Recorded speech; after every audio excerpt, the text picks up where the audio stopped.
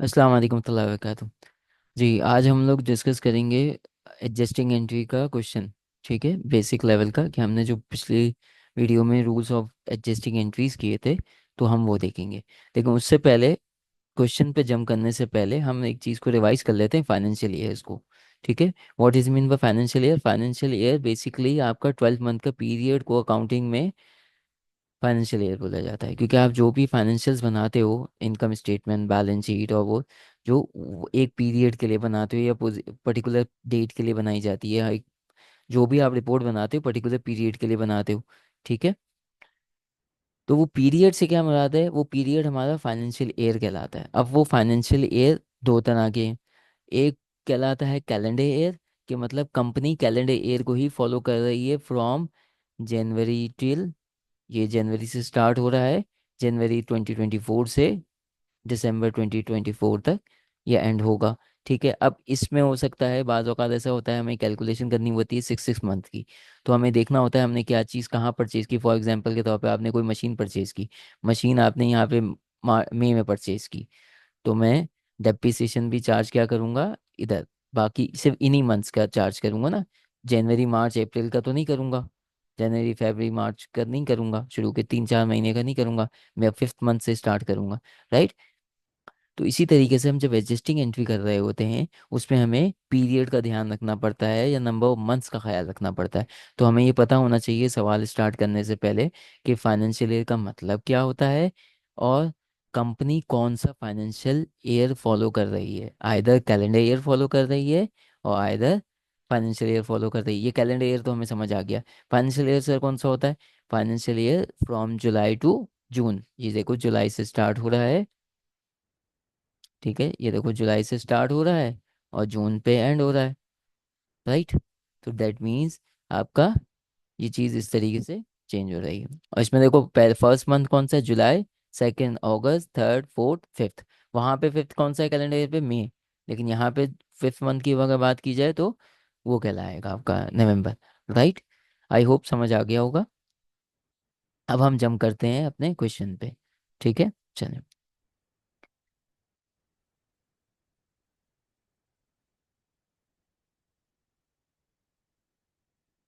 1 minute दे दें, मैं बस शेयर करता हूँ स्क्रीन, मुझे स्क्रीन चेंज करनी है।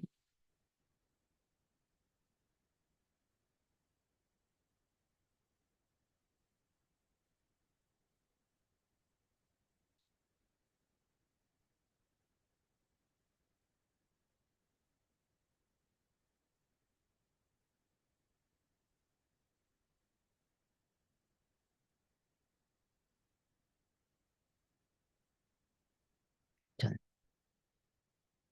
अच्छा, अब देखिए हमारा जो क्वेश्चन है ना, ये यहाँ पे हमने इसका फॉर्मेट बना लिया। अच्छा, एडजस्टिंग एंट्री का फॉर्मेट जस्ट लाइक अ जर्नल एंट्रीज। ठीक है, जैसे जर्नल जर्नल का आपका फॉर्मेट बनता है, सेम वही हम कर जर्नल एंट्रीज रहे होते हैं। लेकिन जर्नल एंट्रीज आप क्या ड्यूरिंग द पीरियड बना रहे होते हो, adjusting entry eight end of the period पे काम करते हो। इसी तरीके से हमने कहा था एडजस्टिंग एंट्री का जब फाइनल अकाउंट्स के हम सवाल कर रहे होते हैं, या एडजस्टिंग एंट्री करते वक्त जो इन्फॉर्मेशन हमारे पास गिवन होती है, दो तरह की होती है। एक ड्यूरिंग द पीरियड जो ट्रांजैक्शन हुई होती है, जो कि ट्रायल बैलेंस में गिवन होती हैं। ठीक है, और दूसरी कौन सी होती हैं? एडजस्टमेंट डेटा में, जो at the end of the period या एंड ऑफ द ईयर हमें गिवन होती है। ठीक हो गया, ये दो बातें हो गई। अच्छा, अब हम क्वेश्चन पढ़ लेते हैं और फिर उसके बाद हम एंट्रीज करते हैं। राइट। पहले क्वेश्चन में बोल रहा है ट्रायल बैलेंस दिया, ट्रायल बैलेंस में एक फिगर दे रहा है। ठीक है, और फिर उसके बाद एडजस्टमेंट दे रहा है। अच्छा, एक साथ में ब्रैकेट में एक चीज़ और लगा दी, ये accounting year ends of December 31st each year.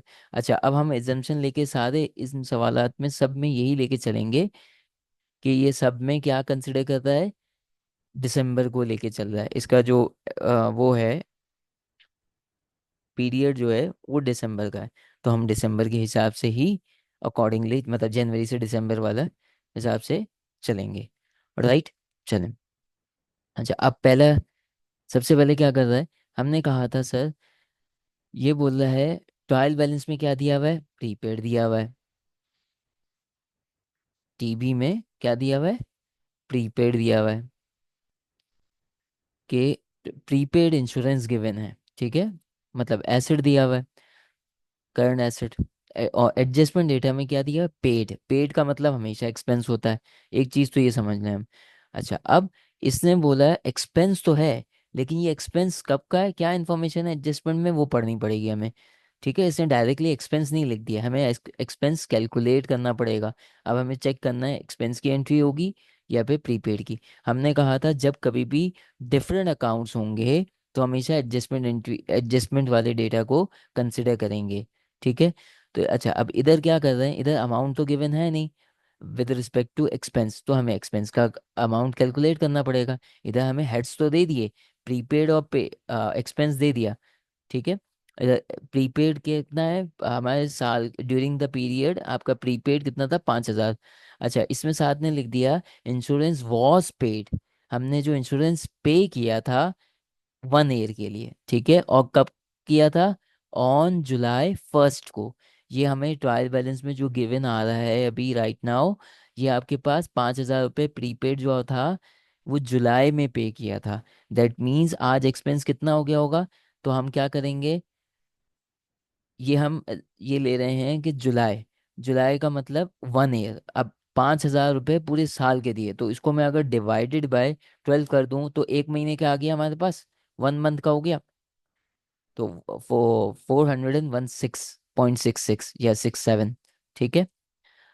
तो अब हमें क्या करना है कि एक साल का है, तो हमने कितने महीने यूज़ कर लिए। अब जुलाई से हम गिनने जाएं, अगर टाइमलाइन बना लें, जुलाई, ठीक है, अगस्त, सितंबर,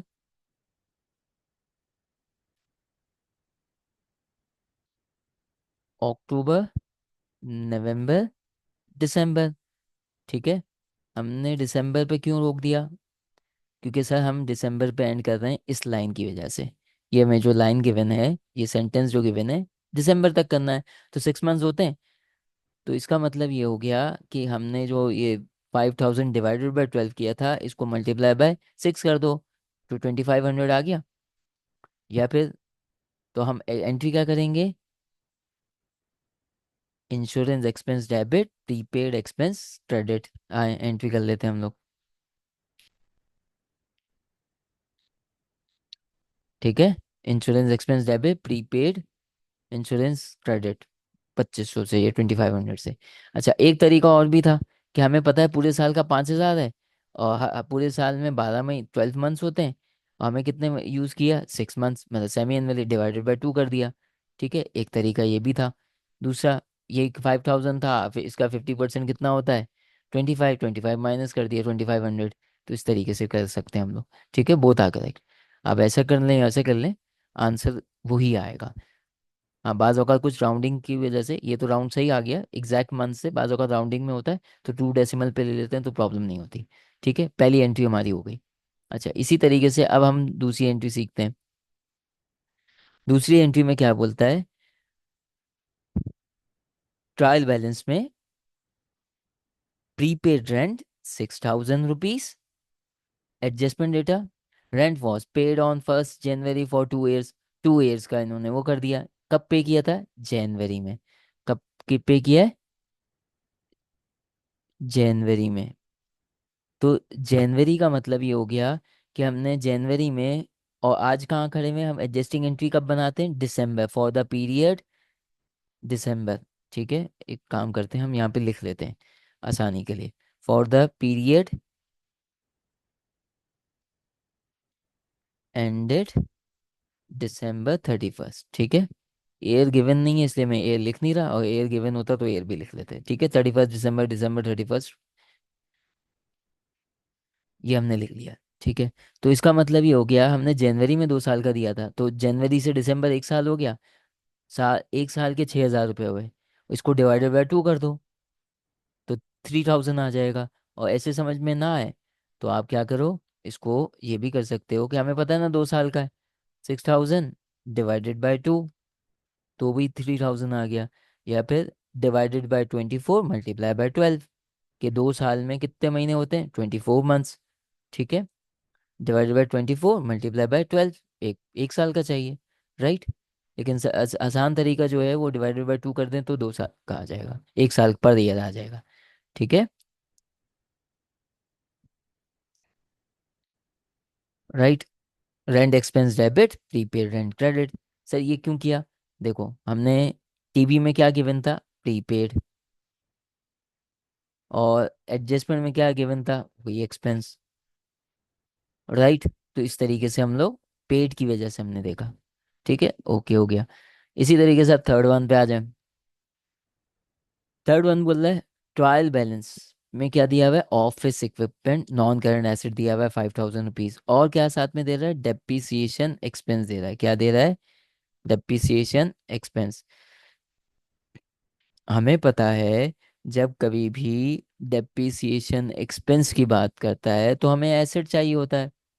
ठीक है। अब एसेट की बात कर रहा है तो डेप्रिसिएशन एक्सपेंस, और हमें पता है डेप्रिसिएशन निकालने का एक तो ये कि डायरेक्ट वैल्यू दे देता है। ठीक है।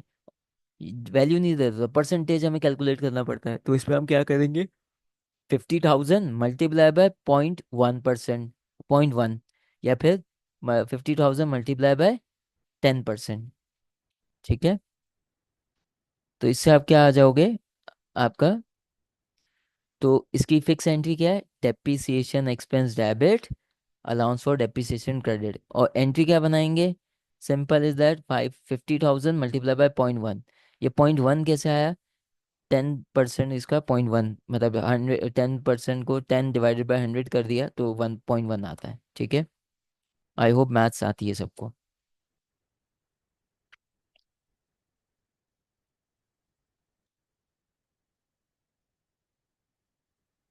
ठीक है, आगे चलें।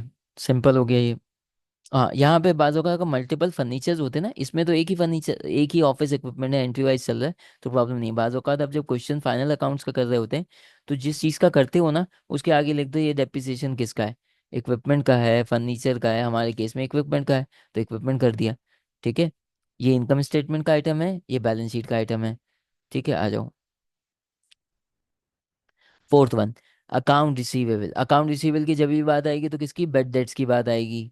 अकाउंट रिसीवेबल की बात आएगी तो हमेशा बेड डेट्स की बात करेंगे। इसका भी बड़ा सिंपल है, या तो अमाउंट गिवन होगा, नहीं गिवन है तो हम एडजस्ट कर लेंगे। ठीक है। इसमें सिंपल क्या बोल रहा है, अकाउंट रिसीवेबल 25,000। ठीक है। और उसमें से बोल रहा है अनकलेक्टेबल, अनकलेक्टेबल का मतलब बेड डेट एक्सपेंस। तो हमारे एंट्री तो हमें पता है बेड डेट एक्सपेंस की, bad debt expense debit, allowance for bad debts credit. ठीक है, या provision for doubtful debts credit, both are correct. ठीक है। अभी मैं सिंपल रखने के लिए अलाउंस का वर्ड यूज कर रहा हूँ, क्योंकि हम फर्स्ट टाइम अकाउंटिंग पढ़ रहे हैं कुछ स्टूडेंट्स, ये बेसिक उन लोगों के लिए बेसिकली बना, हम उनकी उनको अभी कर रहे हैं ना, हमारी क्लास में भी ज़्यादातर अक्सरियत वो है। ठीक है।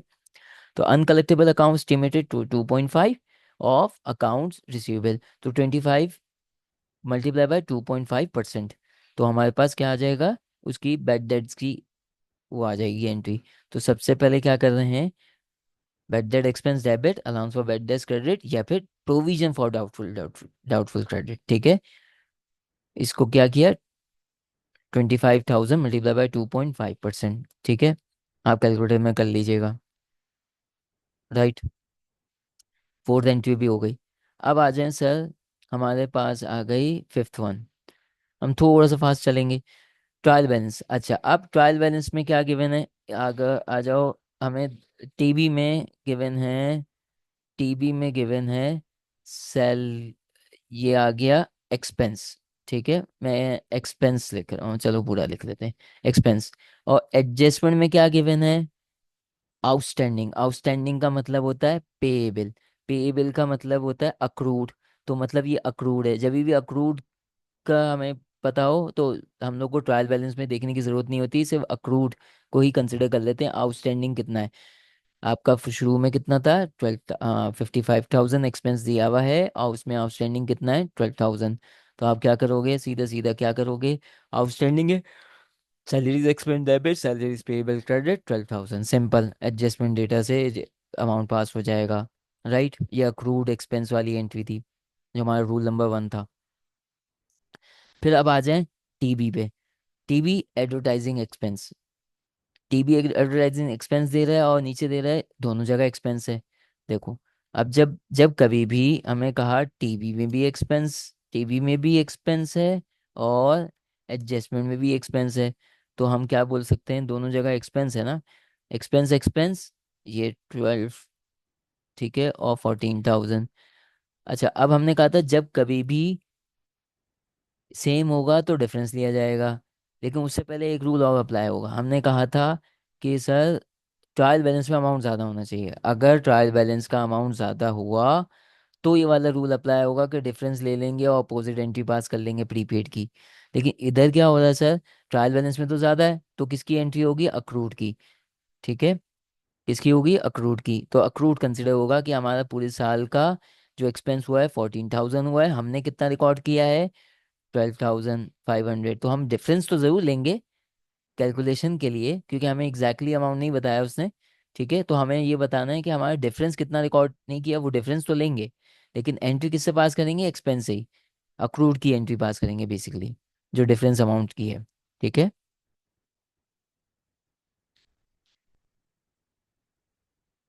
राइट। ये 1,500 हम कैसे लिया है, आ जाए 6 हो गई, 7 पे आ जाए, आ जाए।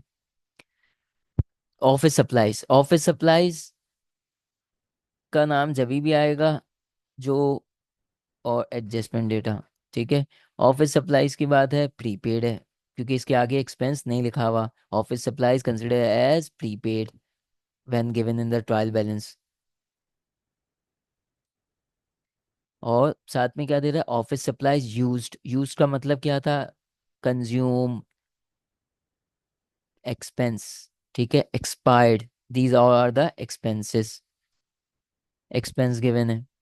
ठीक है, 500 प्रीपेड है और 400 यूज है। तो सिंपल सा, जब डिफरेंस अकाउंट्स होते हैं तो एडजस्टमेंट डेटा से अमाउंट पास करते हैं, और एंट्री भी एडजस्टमेंट डेटा की करते हैं। तो एक्सपेंस रिकॉर्ड कर लें और प्रीपेड को क्रेडिट कर दें, simple is that. Office supplies expense debit 400 rupees, and prepaid office supplies 400। ठीक हो गया, आ जाए नेक्स्ट। टीबी, कमीशन, कमीशन या इनकम बोल रहे हैं या रेवेन्यू बोल रहे हैं, बोता करेक्ट। हम लोग कमीशन इनकम बोलेंगे। ठीक है, इसमें रेवेन्यू लिखा हुआ है, उसने नेचर का नाम दे दिया है। ठीक है, हम अभी बोलते हैं कि टीबी में क्या गिवन है, इनकम गिवन है, ऑब्वियसली कमीशन। ठीक है, और नीचे लिख भी दिया है, accrued commission revenue at the end of the year 25, 25,500, 25,500 दिया हुआ है। ठीक है, वो सिंपल से ही बोल रहा है भाई, साल के आखिर में आपके 12,500 रुपये क्या रह गए, रिसीवेबल है, इनकम रिसीवेबल है। ठीक है, तो अमाउंट भी दे दिया, तो no minus no plus, simple वो अमाउंट हम जाके लिख लेंगे। ठीक है, हाँ जी। पहले क्या करेंगे, कमीशन रिसीवेबल। ठीक है, हमें रिसीव नहीं हुए, वो ये बात कर रहा है। और इनकम, इनकम रिकॉर्ड कर लेंगे, कितना, 12,500। ठीक है, आ जाए नाइन्थ पे, आ जाए। अब आ जाए टीवी में, unearned commission, unearned commission is a liability, unearned commission is a liability. ठीक है, इधर क्या दिया हुआ है, अनअर्न कमीशन, अनअर्न लिख लेते हैं खाली। ठीक है, ट्रायल बैलेंस में अनअर्न दिया हुआ है, नीचे क्या, अर्नड, अर्न का मतलब है इनकम, अर्न का मतलब, इनकम बोलो या अर्न बोलो, बोता करेक्ट। इधर कितना था, 25। साल के शुरू में हमें एडवांस रिसीव किया था हमने, लेकिन साल के आखिर में हमें पता चला हमने उसमें से कितना अर्निंग कर ली है, 7,500, 7,500 की अर्निंग हो गई है, कमीशन अर्न कर लिया। तो इनकम बुक करेंगे और अनअर्न को, एडवांस को कम करेंगे। आ जाओ, लाइबिलिटी को कम करेंगे बेसिकली, एडवांस से मेरा मुराद ये एडवांस। ठीक है, अनअर्न कमीशन डेबिट करेंगे और इनकम क्रेडिट करेंगे। ठीक है, राइट, 1,705, 17,500। इसी तरीके से 10 पे, 10 पे बोल रहा है अनअर्न कमीशन 12,500, और एडजस्टमेंट डेटा में दे रहा है commission unearned represent 3 months amount which company receive in advance on November 1st, और अकाउंटिंग पीरियड कितना, 31st का बोल रहा है। आओ, तो सबसे पहले तो हमने करना ये है कि साल के शुरू में, ठीक है, कितना था, 12,500। ठीक है, फिर उसके बाद बोल रहा है ये जो आपने एडवांस दिए लिया था ना, वो उससे मैच नहीं करना है सर, ये इसका अमाउंट उसका अमाउंट, वो अमाउंट अलग है, ये अमाउंट अलग है। प्रीवियस वाली एंट्री खत्म हो गई, ठीक है। ये एंट्री वाइज अलग अलग कर रहे हैं हम लोग इस केस में, जो हम क्वेश्चन सॉल्व कर रहे हैं राइट नाउ। ठीक है। इसमें कहा था ये आपने जब एडवांस दिया था ना, ये नवंबर 1 नवंबर को दिया था, ठीक है। और ये कितने महीने का दिया था, 3 मंथ्स का एडवांस दिया था। तो दैट मीन्स नवंबर, दिसंबर और जनवरी का। और हर मंथ का अगर मैं डिवाइडेड बाय 3 कर दूं तो एक मंथ का डिवाइडेड बाय 3, ठीक है। तो बेसिकली ये 3 महीने का ये बन गया 12,500। अब हमें कितने, सिर्फ 2 मंथ्स का लेना है, कितने मंथ्स का लेना है, 2 मंथ्स का। तो 833 करके हम लिख लेंगे, आ जाए। राउंडिंग का डिफरेंस ले लेंगे, वो कोई मसला नहीं है इतना, ठीक है। तो हमें क्या करना है, unearned commission debit, commission earn credit, ठीक है। कितने अमाउंट से, हमने यही किया है। ये देखो फॉर्मूले में भी यही किया, 12,500 डिवाइडेड बाई 3 मल्टीप्लाई बाय 2। यूं भी कर सकते हो कि पहले एक महीने का निकाल लिया कितना आया और मल्टीप्लाई बाय 2 कर दिया, या प्लस कर लो जो आपको आसानी हो, लेकिन सही तरीका यही है, ठीक है। Thank you very much. I hope समझ आ गया होगा। Thank you.